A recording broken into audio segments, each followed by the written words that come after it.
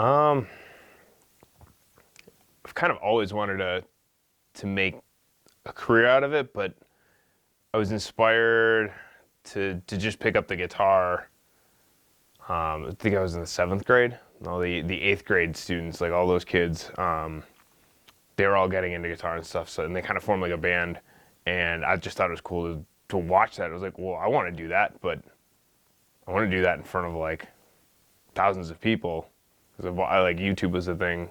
That was when YouTube just started, and I think I watched must have been like a System of a Down like live or something like that, and there were just thousands of people. It's like that would be so cool to do that. I want to do what they do, but like what they do. That's just that's the inspiration. So like to take it to the next level, just kind of like became stepping stones for there and kept going. Um, I guess from an audience standpoint, I feel like there's there's more musicians than fans maybe on the local level scene. It feels that way at least, and I don't know if it's just like bad marketing or just nobody's getting their word out properly, but it doesn't seem like there's a way we can reach those fans. Like there's a disconnect. It's some kind of weird. Like you take, for instance, like I'm in the metal scene, so you go to like a Lamb of God show and it's at the Rave Ballroom and it's completely sold out, and you're just like, there are thousands of people here, and then you try doing your own show and you're maybe 15 people, and it seems to be like a regular thing. Maybe it's because we suck, maybe it's because the bands suck, or maybe because nobody hears about it or cares. I don't know. I don't think that, but it, I'm not the one to say. That's the thing. Like I got into metal music as around 12, and I was at home and I was futzing with the radio because I was trying to find something new to listen to, and this had been like 98-ish or so. And I remember coming across Laser 103, now 1029 The Hog, and they were playing Wood by Alice in Chains. And that was like the first rock metal-ish song I remember ever hearing as a kid, and I loved it.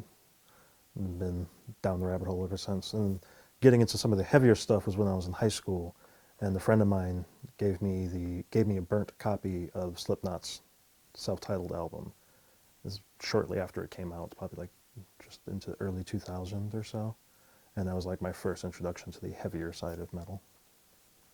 I was so young, and also the scene I was a part of was the Chicago scene, so I don't know how Chicago's music metal scene has changed in the 16 years since since 16 years I was a part of it. But I can say that back then I remember it being a lot more self-serving.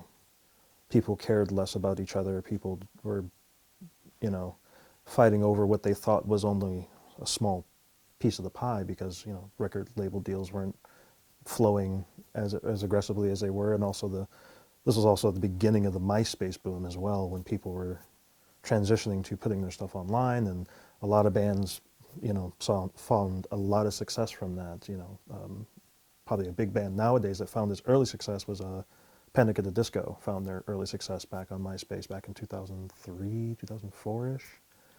And I remember the scene back then being a lot more cutthroat. People were a lot more aggressive about performing shows and very particular about who they wanted to be, who they wanted to be on shows with. There was a lot more of a cliquey sort of mindset back then, especially if you're in the super heavy death metal scene. You didn't really play shows with the pop people, or you didn't do shows with punks or hardcore people or whatever. And I've noticed in the last few years, the band that I'm presently a part of, H1Z1, you know, well, at least I know we do, play shows with all sorts of bands. Doesn't matter the style, doesn't matter the genre. We've done shows with rap groups. We did a show with a jazz ensemble once.